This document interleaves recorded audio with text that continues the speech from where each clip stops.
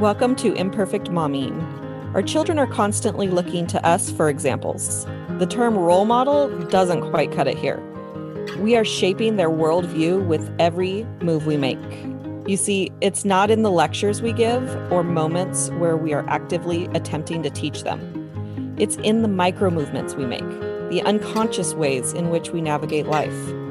We are constantly teaching our children how to show up for themselves, their friends, their future partners, and even their future children. So what can we do to ensure we are raising thoughtful, compassionate, self-aware human beings?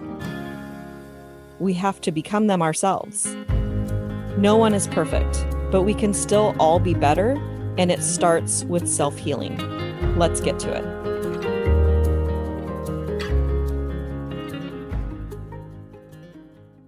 Welcome back to Imperfect Momming, and we have a very special guest today. Zehra, is that how you say your name? Yeah. Zehra and Mahoon. All right, welcome to Imperfect Momming. So happy to be here. Welcome, Zehra. And today I'm on the podcast too with Alysia with the Raising Enlightened Children, and we're so excited to have you. Absolutely. I'm so excited to be here. So it's going to be a fun discussion. I'm excited. Tell us a little bit about who you are and what you do. Well, I'm a mother. I mother. I have two beautiful children, and they are my teachers. I love that. So, Zehra, I know that you do more than just mothering because I happen to know you. So I'm just going to fill in some of the blanks and then you're going to take it from there. Aside from mothering, Zehra's only written about which book 19. Are you on now? Are we on 18 or the 19? Anthology will be number 19. Okay, the anthology will be number 19, and she's written 18 books before that. And in addition, you have your law of attraction, which I'd love to hear more about. And how old are your kids? Wow. I don't want you to know. Well, I know you started having them when you were about 10, so it's all good. Well, I mean, with that math, okay. Fine. My son is 19, my daughter is 31. Well, I have to bow down to you as a writer. As someone who's been writing since I could put two sentences together. I've published one book, but well, I guess I've published two, but I've written a lot. I just haven't gotten to the publishing part of it, but more fiction than anything. But yeah, that's really impressive. 18 books. Well, I mean, everyone has their talent, right? Writing is my superpower. Yeah, absolutely. So what are your books about, Zehra? My books are all about law of attraction. And in fact, I have a book on parenting called Is This Apple from My Tree? Well, you're going to have to tell us about that. Yeah. Well, I mean, it's just because, like everyone says, the apple doesn't fall far from the tree. And I was like, I'm looking at this apple. Does it really belong to this tree? Can I relate to that? One hand up, two hands up? Exactly. Exactly. Yeah. But the beautiful thing about that book is that my daughter is the one who asked me to write it. Wow. Mm-hmm. She said, you absolutely have to write a book about parenting. So I was like, okay, let's do it. You're the second person that I've heard their kids ask them to write a parenting book. So that's really interesting. Like what did she want you to tell the world? I actually don't know, but she edited the book, so I'm pretty sure she got what she wanted. It all comes out in the editing process. Well, all my books are about law of attraction. So Is This Apple from My Tree is about law of attraction based parenting. All right, let's hear more about that, Zehra. For sure. Well, I mean, law of attraction is basically about, it's a combination of science, psychology, spirituality, and really is a way for us to address mental health issues.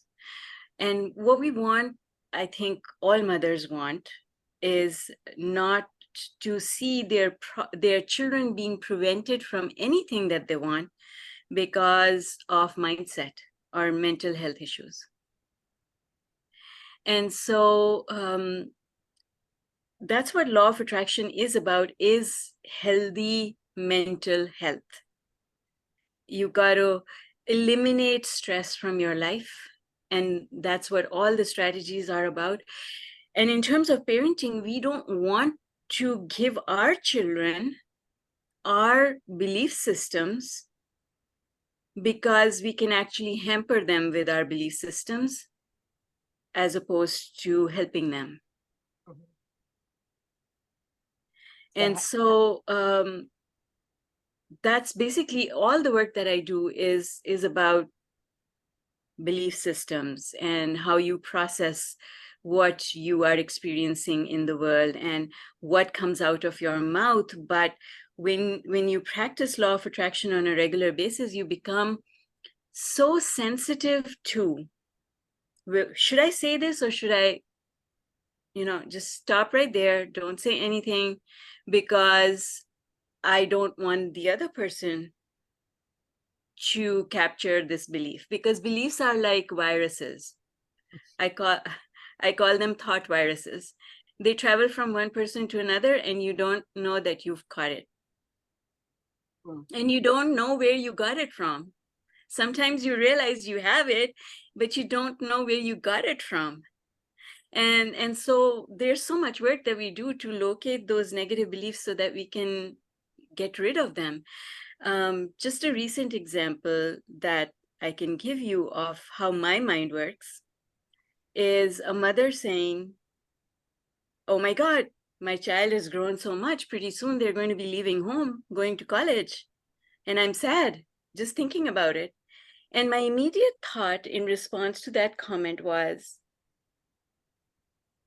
okay, sure, you feel that way and I totally get it, but don't say it to the child. Because now you've made the child responsible for your emotional state. Because now the child is going to say, well, maybe I shouldn't go away. My mom's going to hurt because I'm going away. And so I've become so sensitive to, and then I have to control myself and I have to say, okay, shut up. You don't have to tell this person what they're doing. They'll figure it out on their own. Okay, I'm going to out myself. That was my post. So my son, I come home from Melanie's house that day. He comes home from school and he goes, Mom, you're going to blink and I'm going to be in college. I'm in 6th grade now and you're going to blink and I'm going to be in college. And it's like, what, why are you telling me that? I already blinked and you got into 6th grade. This is the thing, right? And then we put these things on Facebook and then other people are getting the thought virus. Yeah. And so this is how things perpetuate. I'll give you another little example. Melanie, you were going to say something. Go ahead. I was, and actually on Facebook, Alysia actually wrote, do you want to make me cry? Yes, exactly. She said that. And when I saw that, I was like, I used to be exactly like you. Until I did the work to change. So my daughter, I'm going to tell you a story. Remind me, I have a story to tell, but my daughter is 12 years older than my son. And the beautiful thing about these two children is that they're born the same day, 12 years apart. Wow. I know, right? They're testing me. So my daughter I was not into law of attraction when my daughter was born.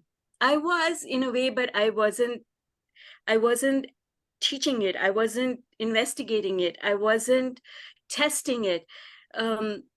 So my daughter was born at a time when I thought that I'm going to use the parenting values that my parents used with me and parent my daughter.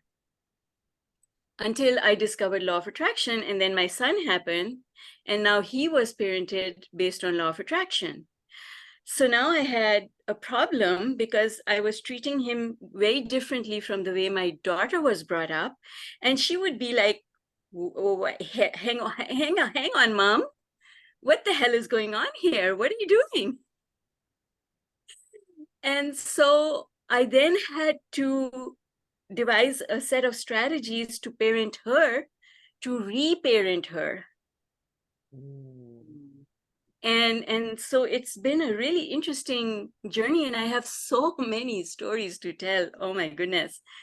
But the point I'm trying to make here is it's so different. Law of attraction parenting is very different.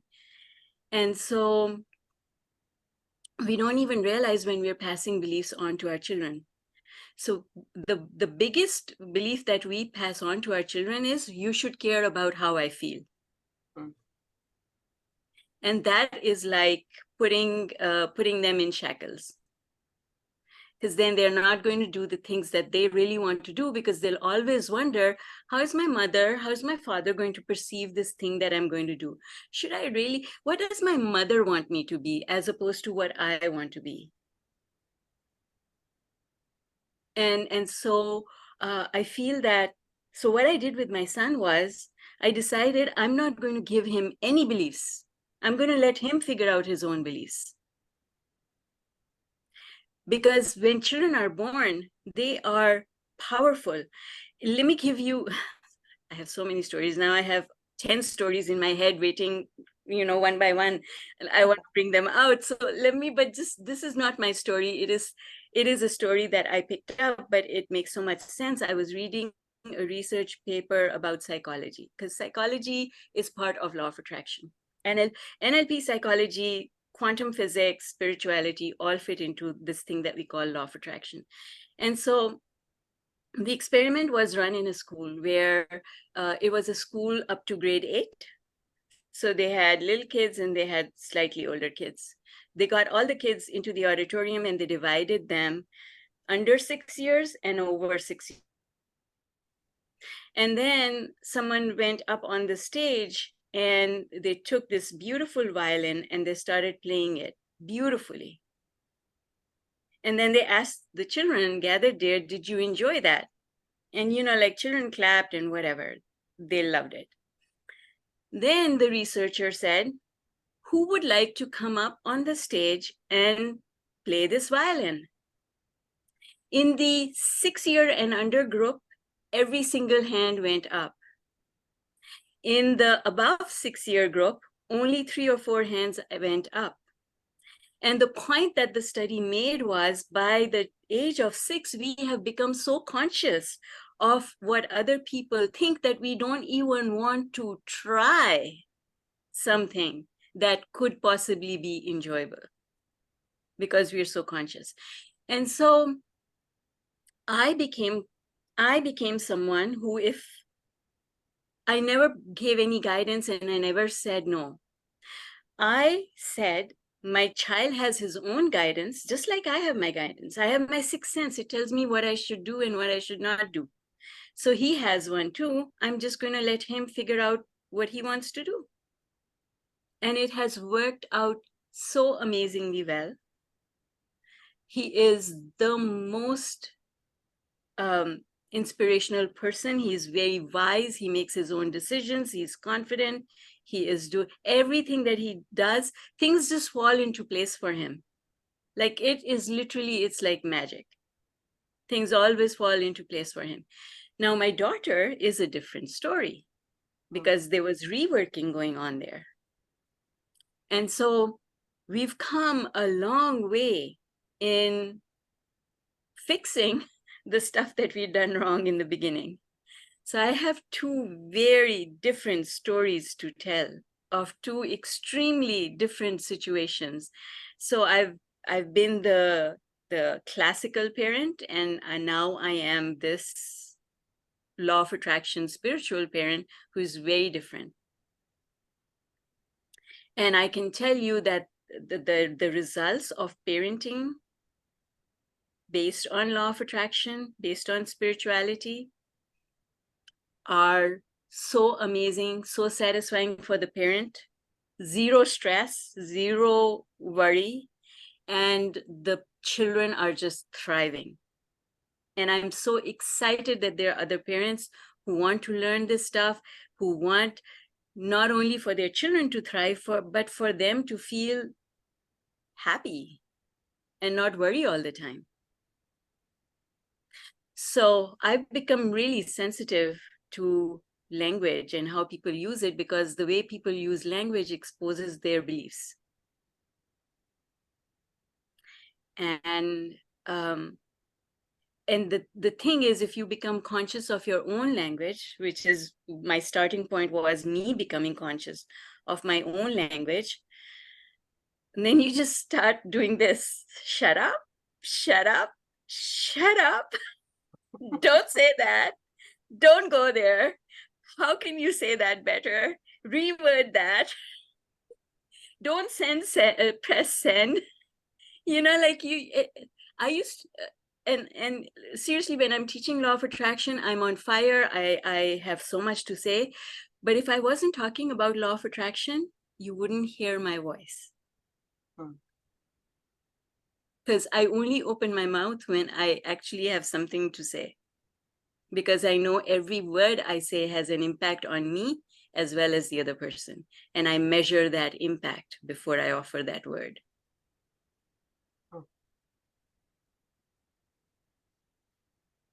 Okay, silence is not a good sign. I'm waiting for Mel. I would have jumped in, but I'm waiting. I'm like, I want to hear Melanie. Yeah, and I was doing the same thing. I was just, you know, and I'm going like, okay, these girls don't have anything to say. What do I do now? No. I had so much. My brain is spinning. But honestly, Zehra, so you know, things that are a couple things that are going through my head is, you know, especially for, you know, when you say, you know, just, you know, first of all, you were saying you don't want to say anything because you don't want to give your beliefs to your child. Whatever we say, there's going to be some sort of belief attached to it. So it's almost like, well, then you should go through parenting with never speaking at all. And so, well, when I say measure what you're saying, what I really mean is advice. Of course, you're gonna have fun with your children. You're going to talk to them. But when it comes time for them to make a decision about anything, let them make the decision. Soon as you tell them what you think the pros and cons are, they are now influenced by your way of thinking. And just because something is a con for you doesn't mean that it is a con for everyone. Just because it's not good for you doesn't mean it's not good for anyone. Just because you can't do it doesn't mean everyone can't do it. So at what age? I'm curious, like at what age, like did you do this for your son from age 0? Okay. And then what if you do have a kid who's making bad choices? I know a lot of parents whose kids are, you know, especially teenagers who are very, very experimental, are trying different drugs, or trying alcohol. Like what's your They are doing all of those things because something is missing, and they're trying to fill that gap with these things. And the thing that is missing is unconditional love. When children feel judged, when they think that there are going to be repercussions of the things that they are doing, that their parents are not going to like them or support them, then they act out.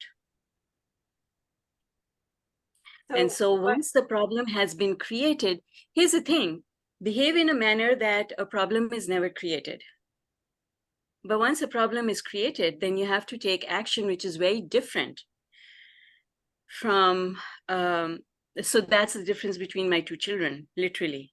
My son, the problem was never created. With my daughter, the problem was created. I was judgmental. There were repercussions. There were rules. Unconditional love was there. Sometimes it was on and off, on and off. It wasn't consistently there. That is very confusing for a child. If a child is afraid of repercussions, they're not really going to tell you what they think and what they're feeling. So I've dealt with both situations, and that's why my parenting journey is very interesting. I can see the difference of what happens when you give the child your beliefs and when you let the child come up with their own. So my daughter, to this day, even though she has had so much rework done, and we've reworked a lot of stuff, but to this day, she will come to me for advice. My son, on the other hand, will make a decision and inform me. I love that. I'm going to ask one more question, and I really do want Alysia to jump in, because I know you have stuff, Alysia, that you want to ask or say. But in a situation where you have a two-parent household, or not two-parent household, where you have two parents, right? Like, you can parent the way you parent. Like in my situation, I have an ex-husband who's going to parent the way he parents. I do too. I Yeah. do too. So that's what I know you do. And so, but was your ex involved in parenting your son? Absolutely. But Okay. he parents him when he's there, not when he's with me. Which is Then, a small amount of the time. So what happens when the child, you can do what you're doing as a parent, or you can choose to do what you're doing, but what if your co-parent, whether they live with you or not, doesn't matter. But especially the more involved they are, the more difficult it could be. see, once you allow your child to use their own decision-making process, then they don't bow down to anyone. So the fact that my son lived with me and experiences how I'm not stressed about him, he's not stressed about himself, then when he goes to be with his father and his father stresses him out, he calls his dad out. He's not afraid of his father.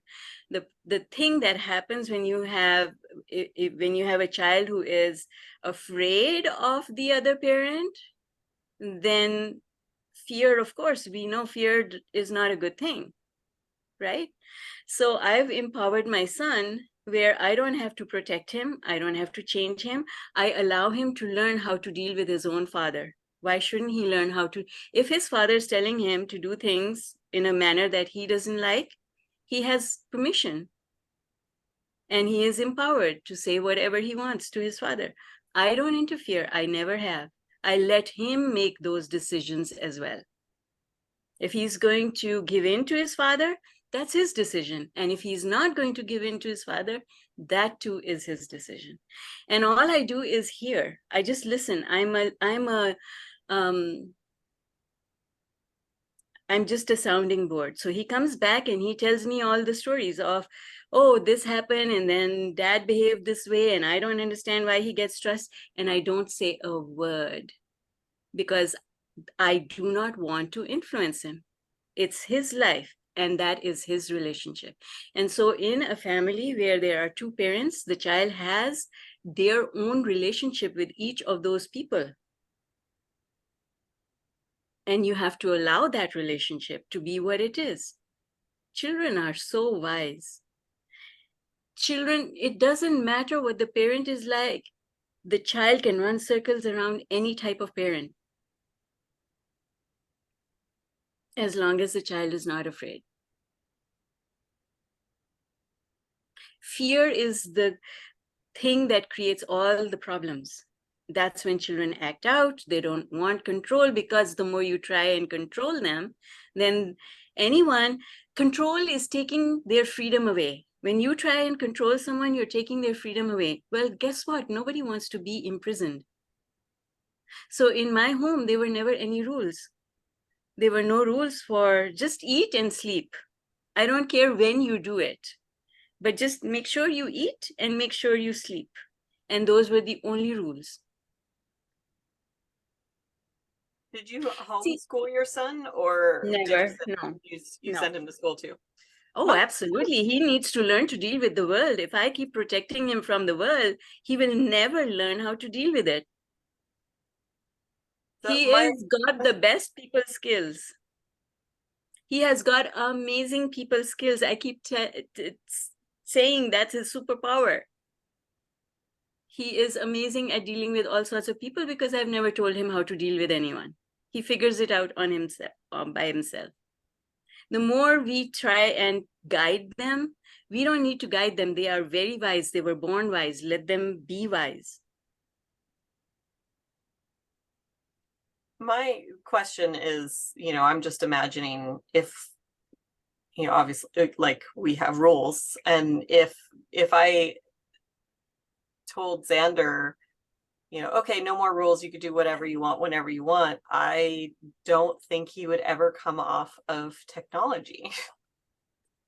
Well, for a temporary period of time, yes. So here's when you transition from classical parenting into law of attraction parenting.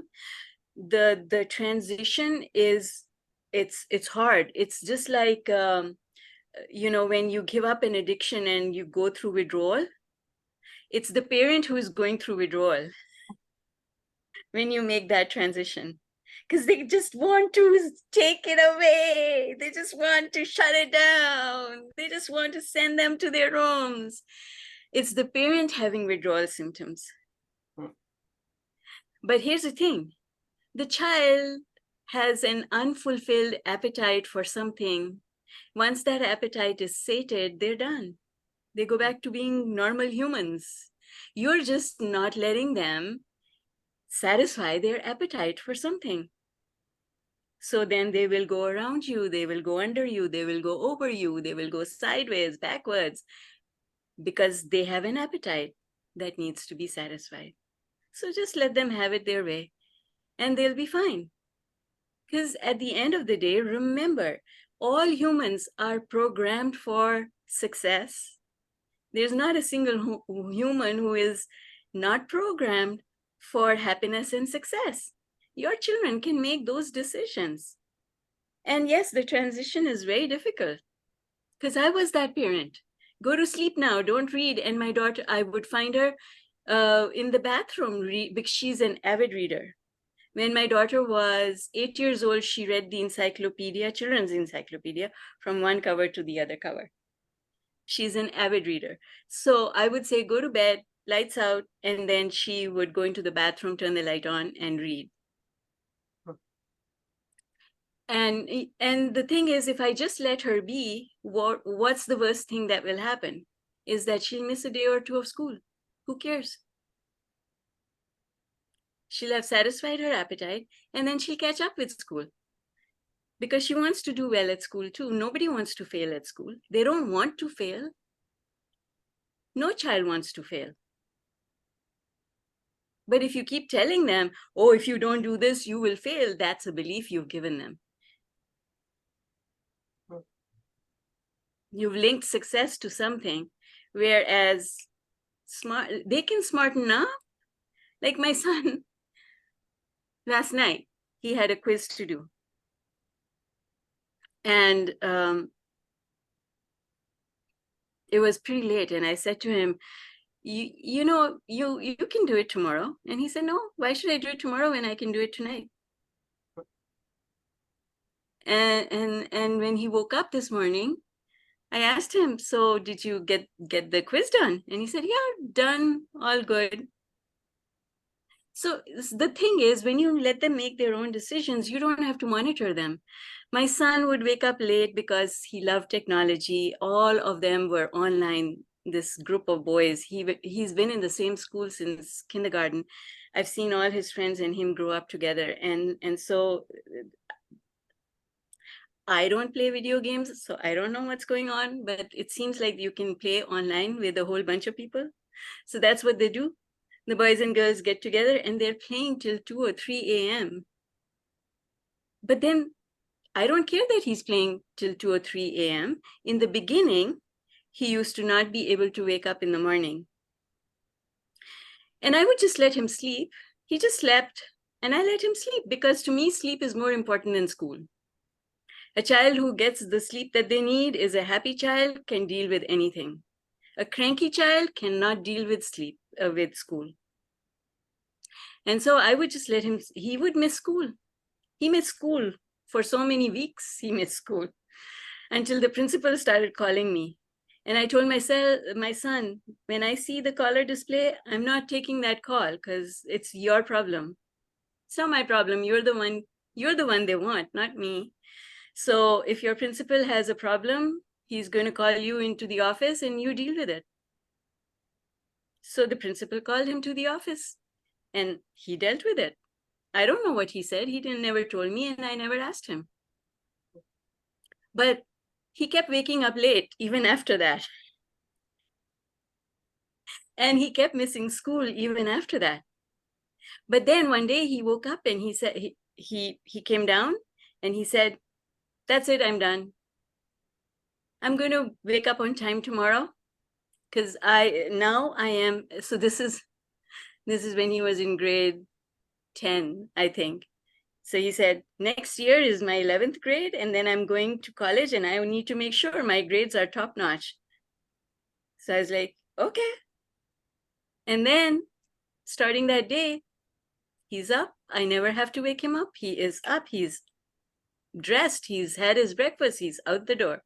And his grades are top notch. Whereas before that, but you see, here's the thing. I never said, report card, what are you doing? You're not working hard. I just said he'll figure it out. So what if he's not working hard? He'll work hard later. When he realizes he needs to work hard, he'll work hard. And now he's like superstar. Because he wants to be, not because mother wants him to be. And that's the problem. You know, a lot of parents, they want their children to fulfill the parents' desire, not the child's desire. No wonder children push back. No wonder they want alcohol and drugs. You put them in a prison. They want to break free. They'll find any way possible to break free. Just give them their freedom in the first place. He wanted to drink alcohol, I let him drink alcohol. He wants pop. There's never been a rationing on pop or candy in my house. But the thing is, then they don't misuse it because they know they have free access. There's nothing that they are prevented from doing or having or being. So they don't misuse it because they have full access. When you control access, children will push back because they were born free and they want to be free. Is there, do you want to say something, Melanie? I was going to say, Alysia and I were having a conversation about this the other day, just about like, what is parenting? And we were discussing parenting as a verb or parenting as a noun. And literally listening to you, I'm like, you know, just this like radical shift in this approach to parenting. So it's just love. What you say, what is, so that's it. It's like that. It's just love. See, my job as a parent is to love my children regardless of their behavior and regardless of their personality. My job as their parent is to be the one place where they know I am their safe space. They can come to me. There will never be any judgment, never be any repercussion, and they will always find love. But I will never tell them, oh, you should have done that. I told you so, because I never told them so. So I never have to say those words to them. They make their own decisions. And if a decision doesn't work out the way they want it to, they never come to me because I never made it for them. They have to figure it out on their own. And that is why they can live confident lives. They can deal with any person out there because they are not running behind mommy to hide. They're out there, they can deal with whatever comes their way. I've never protected them from anything. How else will they learn? If I keep being their protector, one day I won't be there.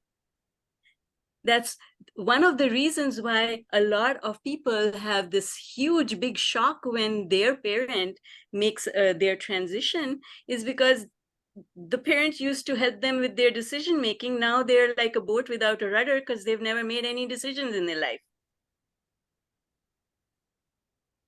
It's interesting because my dad was not someone who gave advice, but I would ask him for his advice. And when he was about to transition, the thing that brought me the most tears, the very first thing that brought me tears was, oh, I need to ask Dad. I can't. And like immediately into tears. And it's interesting that you said that. So. Is there a piece of advice that you want to give to moms listening? Just love your kids. Just be love. So your child should feel like they're coming home when you hug them. I remember that from my grandmother, my maternal grandmother was so precious to me. I never let her go. She made her transition when I was 7, but I never really let her go. I told her when she was making her transition and I could see her spirit rising, I told her, you can't leave me. And she said she'd always be with me, and she is. But the thing is, my maternal grandmother was poor. She never brought gifts. She came. And it was the most exciting thing in the world, because when she hugged me, the feeling that came over me, feeling that level of unconditional love, was like, I felt like life is perfect. I am so good. This is perfect. And my mother was the same way. When she hugged me, I felt like all my problems disappeared. I was in an abusive marriage and I ran away from the abuser. It was physical abuse coupled with emotional abuse, but mainly the physical abuse. I ran away and I went back to my mother because she was my lighthouse. And when I told her, so she said, oh, so you're here for a visit. When are you going back? You're going to stay for a few days? And I still remember I said to her, I'm not going back. And then she hugged me. She didn't say a word. She hugged me and she said, it's going to be okay. And I knew, because of the way she hugged me and the unconditional love that she surrounded me with, I knew it was going to be okay. Beautiful. That's the feeling that a mother needs to give a child. And that is always my aim when I hug my children. I want them to feel like they are coming home. That's why they keep coming home. Literally, they keep coming home. They move out, but they come home. Is there a book that's been instrumental in your Oh my personal God. development journey? I know I'm looking at all the books behind you.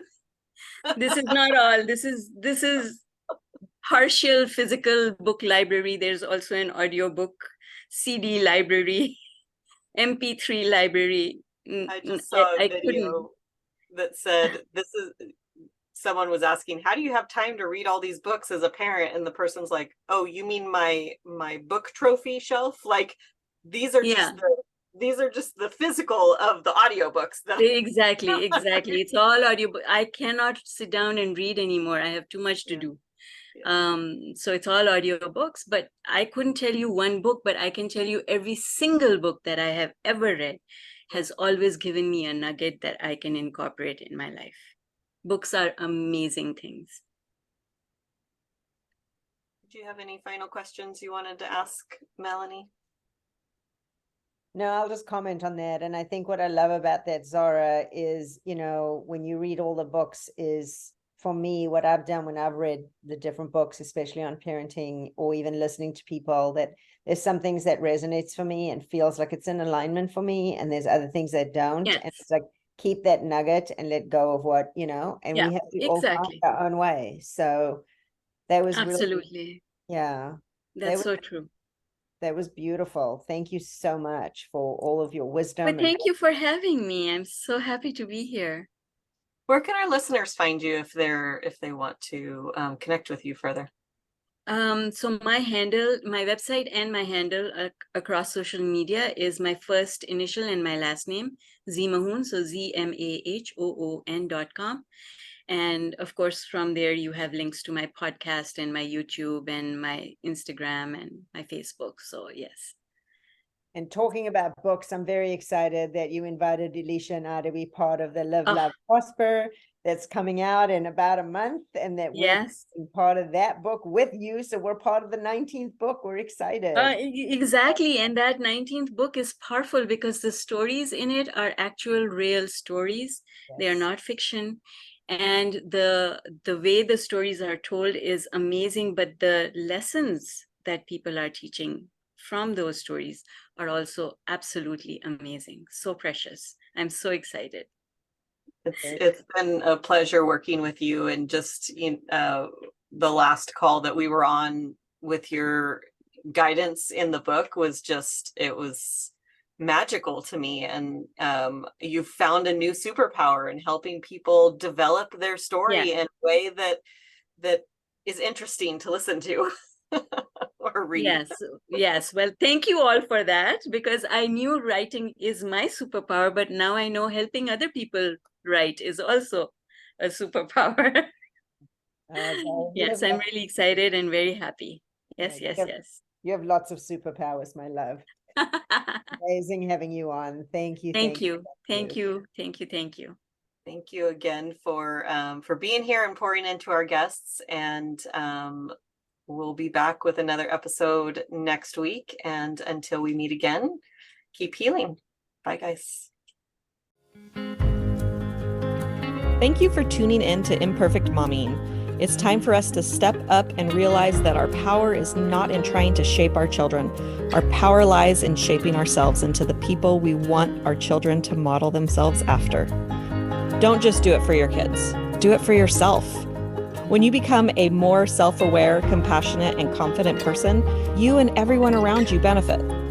For more information about me and my work, visit AlysiaLyons.com. That's ALYSIALYONS.com. See you next time.